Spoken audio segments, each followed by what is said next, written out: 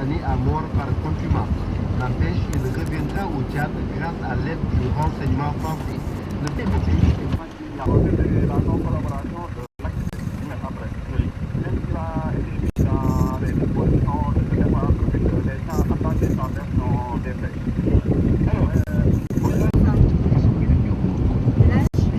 Oui.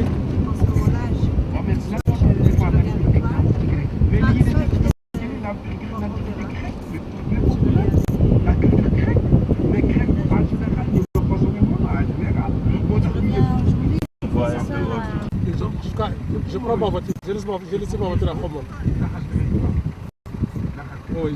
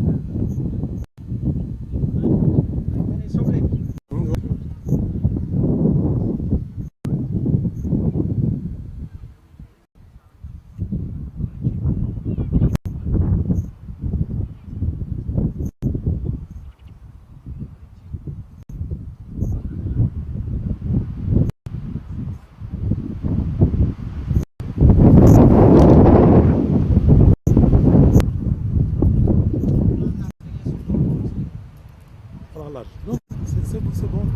Enfin.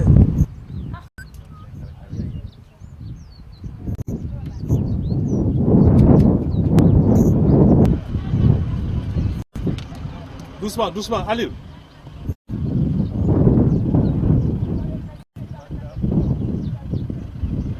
Avancez, hop, avancez un peu.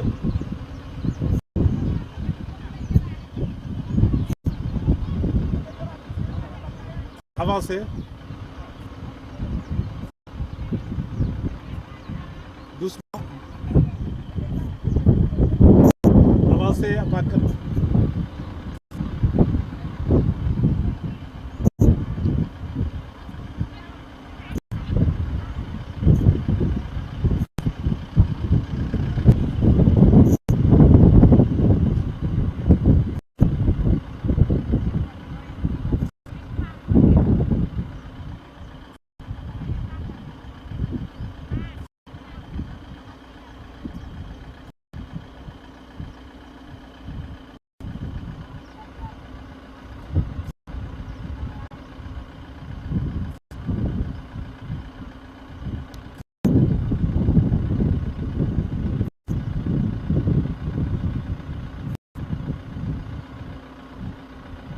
On y va.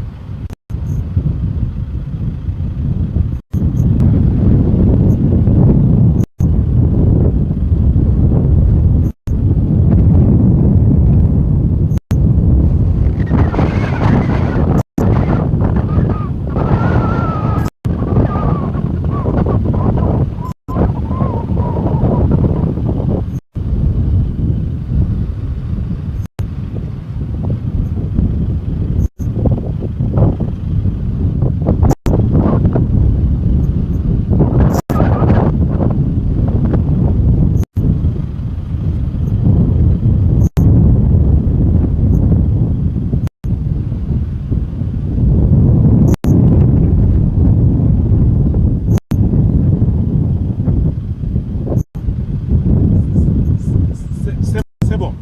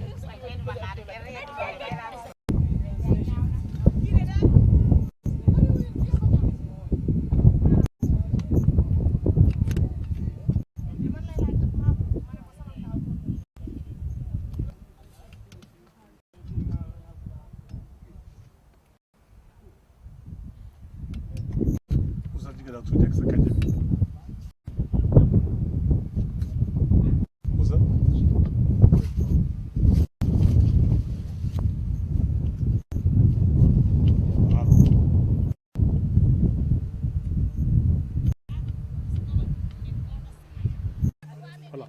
Vous êtes bien là, hein? Hein? Voilà. Voilà. Bonjour et présentez-vous. Ça va, je vous tiens. Bonjour, je m'appelle Aline Diouf, je suis le CT au niveau de l'ambassade d'Israël, donc responsable de tout ce qui est projet agricole et horticole au niveau du Sénégal. Voilà. Parlez-nous peut-être des techniques. Et là, nous sommes au niveau au niveau de Darou Fanaï, dans le cadre d'un projet trilatéral dénommé PAPSEN. Ça, c'est le projet pilote au niveau de la région de Diourbel. Donc, c'est un concept dénommé TIPA, donc c'est un référentiel technico-économique qui est basé sur la technologie israélienne du système de goutte à goutte. Donc, l'objectif, c'est de pouvoir utiliser les excédents du forage au niveau de ces zones. Le cadre d'Arafanaï est partant, ce qui nous permet, il y a un excédent d'eau de 5 hectares qui nous permet de faire un projet de 5 hectares. Donc chaque ménage a une parcelle de 1000 m² divisée en deux. Donc une partie pour le gombo et une partie pour l'oignon. Et l'objectif, c'est de faire la rotation culturelle au niveau de cette parcelle. Et l'utilisation de technologies goutte à goutte nous permet non seulement de bénéficier de tous les avantages du système, à savoir l'efficience qui est de 95%, l'économie en termes d'eau au niveau de l'irrigation, la gestion au niveau de l'eau, l'utilisation rationnelle de l'eau et aussi tout ce qui est, comment ça s'appelle encore, les réserve également. Donc cette technologie nous permet de contrôler tout ça. Donc par rapport aux autres technologies, nous constatons que cette technologie nous donne une satisfaction du point de vue rendement, parce que si tous les plants gagnent la même quantité d'eau, la même quantité aussi d'engrais qu'on appelle la fertigation, donc c'est ça qui fait la différence entre les autres technologies, c'est surtout au niveau de l'efficience. Mais également, l'autre partie, c'est surtout au niveau de l'aspect organisationnel. Nous lisons beaucoup d'efforts sur la partie organisationnelle. Si nous avons mis $1 sur la partie technologique qui est le gouvernement, nous avons mis $2 sur la partie organisationnelle. Pour pérenniser ces genres de projets, il faut bien former les gens, parce qu'après 3 ans, on est appelé à disparaître et la communauté va rester là. Donc il faut bien former les gens. Raison pour laquelle nous faisons des formations mensuelles dans le domaine du management, dans le domaine de la gestion des cultures, de l'utilisation de l'eau, etc., etc. Quand vous regardez dans chaque parcelle, il y a un compteur d'eau qui permet aux paysans, à la fin de la récolte, de pouvoir honorer ses engagements en termes d'eau, c'est-à-dire payer ses factures d'eau. Et pour cela, s'il n'y a pas un bon management, donc on risque de fausser les raisons pour laquelle nous avons beaucoup d'accent sur l'aspect organisationnel. Nous avons un technicien qui est là en permanence sur le terrain. Nous avons des superviseurs également qui sont là, sans compter du centre de services et de formation qui est basé à Bambi, donc qui est appelé à recevoir de temps à autre des gens qui vont être recyclés dans différents domaines, de l'alphabétisation, de la gestion de l'eau, en termes de management, en termes également de l'écoulement des produits et aussi au niveau des prix. Donc en gros, nous, au niveau de l'ambassade d'Israël, nous sommes responsables de la planification, de l'exécution et du suivi de ce projet. Donc c'est-à-dire, du début à la fin, nous participons à la conception de ce projet, à savoir comment installer un système de 5 hectares, comment répartir également ce qui est réseau, combien de mètres cubes il faut écouler, quel type d'engrais il faut utiliser, quel type de pesticides également. Nous sommes en phase avec l'ANIDA, qui est aussi un des partenariats de ce projet, pour faire un appui technique et de suivi au niveau de ces bénéficiaires, de ces producteurs de Darou Fanaye. Dans l'ensemble, tout va bien. Je dirais on est satisfait, compte tenu de ce qui a été fait avant et aujourd'hui, on peut dire qu'on est satisfait quand même des résultats obtenus. Si on compare, par exemple, les autres projets qui sont à côté de nous, je pense que vraiment nous sommes satisfaits de notre travail. Merci. Man maa ngi tudd Aliou Diouf, man maay seeti agricole au niveau de l'ambassade d'Israël, may toppatoo lépp lu jëm ci affaire mbay ak irrigation au niveau de l'ambassadeur. Projet benn projet boo xam ni ñetti réew ñoo ko maanaam Italie nga xam ni ñooy joxe financement, booleeg ak Israël nga xam ni lépp loo xam ni ci affaire xam-xamu mbay ci la ñun ñoo ko yor, ak Sénégal bi nga xam ni moom ko jox ñu autorisation ñu def ko. Ci biir loolu ñun dañuy tàggat nit ñi maanaam di benn façon technologie bu bees maanaam bi ñuy wax goutte à goutte bi nu ñu koy defee mooy ñuy utiliser loo xam ni ndox moo xam ni am na fi te kenn utiliser wu ko, nit ñi bi ñu naanee ba pare lu ci def moom la ñuy utiliser pour def affaire li mbay. Mais loolu nag technologie bi ñu utiliser dafa am njariñ, maanaam mooy technique goutte à goutte, parce que dina saxal ndox mi te aussi ndox mi tamit lu mu am ci teneur aussi, su fekkee dafa am xorom mun nga koy utiliser, bu fekkee dafa am calcaire mun nga koy utiliser. Njariñu goutte à goutte ci biir fànn lañ koy joxe, dina tax aussi ñax mi du bare. ci biir loolu nag ñun bi ñu defee technologie également da am na leneen lu ñuy tënk, maanaam naka la ñuy former paysans yi nga xam ni ñun fii ak ñetti at bi ñu demee projet bi di dina continuer. Donc Pape Sène rôle mooy tàggat baykat yi, jàngal ñu nappee nga xam ne ñun ëllëg bi ñu demee ñoom ni ñu mun continuer. Donc suñu rôle mooy ñu installé, mais lu ci des nag rôle baykat yi la. Et fii mu toll lii ñu gëm ci njëlbeen bi yaakaar naa après ñetti weer yaakaar naa ni amagum na njariñ. Parce que projet bi nga xam ni mi ngi toll ci lu mat fukki millions lañ fi astafurlah fukki millions ak juróom lañ def ci projet bi fii. Beneen projet bu nekk Mbassis nga xam ne teg boobu ñaar fukki millions ak juróom la, yooyu boo ko tënkee day nekk juróomi fukki millions ci projet. Waa dëkk bi leen donc lañ leen tontoon ñu jox ñu suuf, bi ñu joxee suuf lépp ñu ñoo ko defal bopp, laaj ñu fi kenn dërëm. Projet bi moo leen financé loolu lépp lañ leen daal lu ñu leen mooy projet bi que ñun bi ñu fi jógee mu continuer dox. Pour loolu nag il faut ñu tàggat leen, dañ leen di tàggat fii di leen tàggat aussi côté Bambey nga xam ne foofu centre bi au niveau du Sénégal foofu nga xam ni centre de formation et de service. Loolu daal la ñu amoon lu ñu tënk ci wolof, di leen gërëm di leen sant. Jërëjëf. Restez sur place. Président ci yow lañ ko cadré, boo bougé rek gis nga sa bopp fii, voilà bul bougé nga nekk ci bi rek, voilà. Asalaamaaleykum, yow kan? Man maay Modou Diop. Waaw kon xool du man. Maay Modou Diop. Waaw mooy président périmètre bi. waaw bu Daaru Fanay Diop. Daaru Fanay Diop. waaw Daaru Fanay Diop fu mu dëkk fu mu nekk. Daaru Fanay mi ngi ci région Diourbel département de Bambey communauté rurale Baba Garaas. waaw xam nga askan bi fi yeewoo xam nga ni mu toll. ah xanaa ma jéem ko tënk rek. waaw war na mat daal ñaar téeméeri nit daal war na ko mat. ci dëkk bi. ci dëkk bi waaw ñu fi yeewoo ñëpp jigéen ñeeg gone yeeg mag yeeg ndaw ñi ñëpp. waaw war na mat. waaw léegi nag sa groupement bi sa GIE bi. ñaata nit ngeen toll ak. juróom fukki nit lañu. waaw juróom fukki nit. waaw léegi nag wax tuuti ci sa liggéey sa yëngu-yëngu ci yéen da ngeen organiser fii est-ce que projet bi na ngeen ko gàttandu est-ce que yéen gis ngeen seen bopp ci biir projet bi est-ce que am ngeen ay jafe-jafe su fekkee am ngeen lan ngeen bëggee ñu indi ci saafara bu gën a teel ak boo xam ne rek mun na nekk indi. wax dëgg projet bi de moom am nañ ci sant lool ndax indi nañu ay jàppante bu baax ndax ci dans le temps dañ daa fab ay recevoir di roose léegi nag daanaka da ngay ubbi rek di xool sa tool di buddi say ñax am na ay jàppandal daal wax dëgg gis nañ ci suñu bopp bu baax daal ndax ñu ngi am te sonnuñu waaw loolu daal am na. alors su ñoree ba ngeen witt ko ñaata ngeen ci war a am ci ay poids. poids yi de moom ñu ngi peese maanaam terminé gul. ba xam naa daal yaakaar naa daal poids bi dina baax moom. dina baax waaw. yéen daal gis ngeen seen bopp ci biir. waaw gis nañ suñu bopp bu wér kay moom. góor yi ñu ngi mën a toppatoo baax soxna yi neef yi aussi ñu ngi mën a baax alaaj yi. waaw ku ci ne yaa ngi toppatoo sa morom. ci wàll nga féete. waaw xam nga nag liggéey communauté nag dafa xaw a jafe parce que jàppal ma bàyyi ma léeg-léeg ñàkk.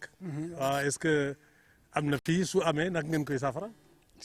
waaw loolu de moom bëriwu fi moom ndax dëkk bi moom benn bopp lañu. waaw daanaka ay jiw am solo daal am waaw ñoom ci benn kàddu rek ci la ñu tënku. moom ndigalu sëñ bi ci la ñu wéy. ak sun melaw bopp. waaw loolu daal mooy li jëfandikoo moom. waaw alors seen coopérative bi mu ngi liggéey bu baax. waaw mi ngi liggéey di wax dëgg waaw ñoo ngi yëngu. alors léegi nag am ngeen fay tuuti jafe-jafe. xanaa ci affaire nématode bi daal. waaw moo doon bëgg sonal ci kànja gi. waaw nu mu tuddati xawma ku ay kootoot. waaw gunóor yooyu sew yooyu daal. moo doon bëgg a yàq kii bi. ak ndox aussi tuuti. ndox mi moom xaw na jafe moom. xaw ma maanaam bu ñu amoon courant daal. ndax gasoil bi daal moom wax dëgg ni ko machine bi utilisé daal xaw naa métti. waaw bu ñu amoon courant daal. wala nu mën a am table salaire. daal dina gën a nekk xéewal moom. waaw ndax mais laaj naa la sànq seen i ràlloo mais bu fekkee ne liggéey bi jeex da ngeen jaay ba pare. bu ngeen séddoo ku nekk ñaata la war a mën a am à peu près. loolu de xanaa bu campagne bi jàllee daal. ci la ñuy mën a gën a tënkee lool ndax. waaw ci la ñuy gën a mën a tënkee lool. ndax lii moom lu bees la. waaw léegi nag xam nga nag projet.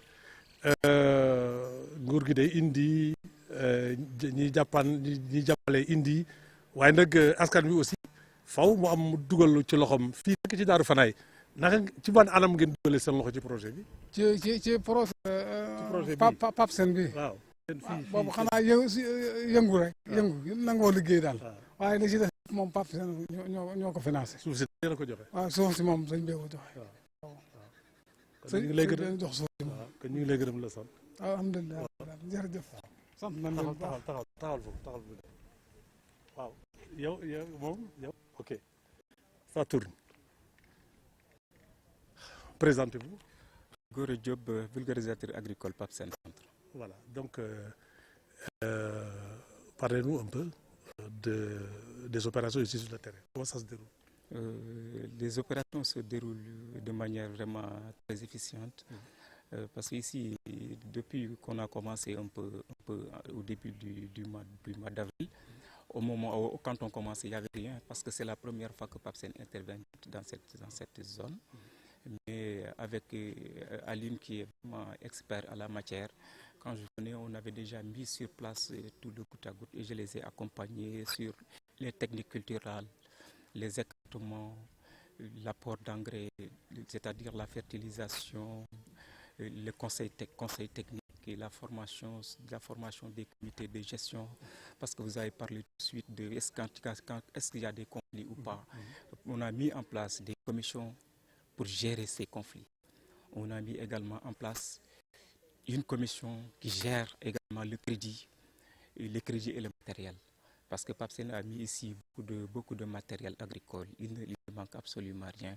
On a aussi une commission de commercialisation qui se charge de chercher les clients et de vendre, fixer les prix, ainsi de suite. Tout ça s'est fait sur place par les paysans. Nous sommes en train de les accompagner sur la formation, sur la gestion organisationnelle en tant que telle. Parce que vous savez que la zone de Darou Fanaye est un peu loin des centres-villes. Souvent la maîtrise sur l'organisation, sur le fonctionnement, le rôle du président, du secrétaire, du trésorier, souvent ça pose problème. Les documents de gestion aussi, ça pose souvent des problèmes. Donc on les appuie dans tous ces domaines. Tout ce qui nous permet vraiment de faire fonctionner le mieux le groupement, on le fait. Les traitements, nous sommes les conseils techniques pour dire qu'il faut utiliser tel produit ou tel produit à la dose de telle durée de rémanence, il faut attendre tant de jours avant de récolter. Tout ça, c'est notre travail et nous sommes en train de s'y mettre avec la population. Grâce aux relais techniques qui sont là, ça nous facilite beaucoup le problème. Parce que nous formons les relais sur les techniques, nous les accompagnons et quand nous ne sommes pas là, les relais maintenant sont obligés vraiment de continuer le travail à notre place. En cas d'absence, nous ne nous inquiétons pas. Voilà. Donc la communication, ça passe bien entre vous et les populations? Franchement parler, je me suis complètement familiarisé avec la population. En me voyant entre eux, tu penses que vraiment je suis de Darou Fanaye. Moi, je vous prenais pour un paysan. Oui, parce que c'est de mon rôle. Ouais. D'être dans la famille, de collaborer avec la famille, se sentir être manger du nieleng et du couscous. Manger du nieleng, du couscous, boire l'eau qui est là, manger ce qui est là pour pouvoir vraiment collaborer, connaître quand même les réalités du milieu. Parce que si on ne collabore pas franchement avec eux, c'est très difficile de connaître exactement les réalités du milieu, de connaître certains problèmes pour pouvoir les corriger, surtout sur la gestion organisationnelle. Parce que si la gestion sur le plan administratif, la façon de faire, la façon de mener les activités, si les gens ne le maîtrisent pas, si tu ne les connais pas, tu ne peux pas connaître ça pour pouvoir corriger beaucoup ces problèmes-là. Voilà. Nous sommes en train vraiment de mettre le paquet sur ça. Voilà. Il y a quelques difficultés qu'il faut corriger? Les difficultés, il n'en manque pas parce que comme je l'ai dit, on a beaucoup de formations à faire quand même. Beaucoup de formations, beaucoup de sensibilisation à faire quand même. Dama wax ne vraiment ñu ngi fii ci Darou Fanaye depuis quelque temps ñu ngi fi nekk di leen gunge représenté fii PAPSEN di gunge baykat yi ci liggéey bi nga xam ne moom la ñuy liggéey fii ci biir tool bi. liggéey bi nag nekk liggéey bu am solo waaye li ñu fi indi dafa nekk gan fii ci Darou Fanaye donc dafa laaj koo xam ne kii moo leen ci ëpp xam-xam ànd ak ñoom gunge leen ci biir mën leen woon gàncax gu ci nekk naka lañ koy liggéey ba am ci njëriñ. diggante fi ñuy préparé terrain bi maanaam fi ñuy lal bi nga xam ne ci la gàncax war a tëdd naka lañ koy defaree naka la ñuy defaree pépinière yi ànd ak ñoom écartement yi ci booy jëmbat mbaa ngay ji naka lañ koy defee ànd ak ñoom won leen affaire fertilisation bi di def ay démonstration ànd ak ñoom won leen naka la ñuy fertiliser naka la ñuy traité lépp gunge leen ba nga xam ne ëllëg bu ñu fi jógee dinañu mën a dem mais loolu rek dafa doyul parce que dafa am lu am solo loo xam ne lii ci organisation bu fekkee ne loolu doxal lépp loo fi tëral mën na koo yàq mooy mbirum kuréel gi naka lay doxee naka la ñu mën a saytoo kuréel gi ba nga xam ne lépp lu ñu def dana mën a tegu ci yoon ci loolu dañ fi def benn charte boo xam ne bi lépp ci la ñuy tënku waaye teg fi aussi ay commission yoo xam ne moo ay commission technique yoo xam ne commission yore commercialisation commission yore irrigation koo xam ne kii kenn du laa sa robinet commission boobu mooy ubbi mooy tëj donc loolu yëpp am na fi commission yooyu commission boo xam ne gestion des conflits bu ñu ab problème amee ñoo koy régler commission yooyu nekk na ay commission yoo xam ne créé nañu fa crédit et production gestion matériel parce que li ñu fi indi ci jumtukaay dafa bari te jumtukaay pour nga mën ko gérer il faut que ñu jàngal la nag nga koy gérer responsable yor caabi ji yor cahier de gestion ku lu génn mu bind lu dugg mu bind loolu mooy tax liggéey bi mën a dem mais loolu aussi lépp nag pour mën a sotti faw nga intégré wu dugg ci seen biir ànd ak ñoom bokk ak ñoom di lekk li ñuy lekk di naan li ñuy naan di waxtaan ak ñoom ba mel ni da nga dëkk ci biir dëkk bi boo ñëwee ku la fekk day yaakaar ne ci biir dëkk bi nga dëkk parce que loolu mooy mën a tax am na loo xam ne li nga mën ko xam ci dëkk bi xam réalité yoo xam ne yi ay gàllankoor la nekk ay facteurs socio-économiques socio-culturels yoo xam ne yi dafay gàllankoor liggéey bi nga mën a seet naka ngay def loolu ba naxanteeg ñoom booster compte génn ci mais nag yombul parce que vraiment yombul. waaw léegi nag dama lay laaj benn secret nag bu kenn dégg nag est-ce que may nañ la soxna. ah pour le moment déedéet waaye nag am na ñoo xam ne ñu bëgg nañ ma bëgg naa leen. jërëjëf ñu ngi lay gërëm la sant. merci beaucoup voilà taxawal bi. waaw ana présidente bi. waaw asalaamaaleykum yow ay kan soxna si. man maay Ami Dieng. waaw lan moo di sa taxawaay ci kii bi. ci groupement bi. xanaa fas yéene takku liggéey rek. gis ci duma président bi moom simple membre rek laa ci. waaye nag maa ngi si tool bi di liggéey. léegi nag projet wax ma yéen jigéen ñi na ngeen ko gàttandoo ak est-ce que gis ngeen seen bopp ci biir. waaw ñoo ngi ciy gis suñu bopp mais ndànk la ñuy gis suñu bopp mënoon nañoo gën a gis suñu bopp bu baax a baax ci kaw ñu am ndox mu doy mi mais fi mu nekk nii moom maa ngi ni ñoo ngi gis suñu bopp mais des na ndax kànja gi ni mu waroon a naatee meññee noonu melut noonu ndax ndox mi matewu ko soble bi tamit ni mu waroon a demee des na ndax ndox mi matewu ko mais nag ñun li ci suñ kemtalaay kàttan ñoo ngi ko ciy def chaque jour bu ñu xëyee ñoo ngi ñëw ñoo ngi ado ñoo ngi buddi ñax ñoo ngi def engrais ñoo ngi def ay produits pour mu réussir daal ndax lu ko réussir rek moo ñu tax a takku liggéey ak suñu njariñ ñun ci suñu bopp ak njariñ suñuy doom boo liggéey.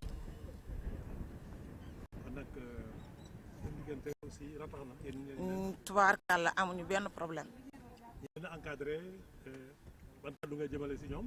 ñoo ngi leen di sant di leen gërëm di leen sant fu ñu mën a toll ndax nit ki wolof njaay am na nu mu wax nee na ki la may ndawal dëgg la defal na la teraanga mais ki la utal gaal jox la machine wan la nit ñi nappee moo gën a baax te ki ñuy jàngal mayu ñu ndawal dañoo utal gaal may ñu machine wan na ñu ñuy nappee kon ñoo ngi koy sant bu baax di ko gërëm di sant sama xarit Ami sama xarit bu wér a wér ak Pape Sène ñun bañ nañ ko ba xet tool bi sax ñun dañ ko far tuddee Pape Sène. waaw léegi nag Pape Sène nag bu dëkk bi. ak Pape Sène tool bi kan mooy yóbbu borom tribunal. Tipa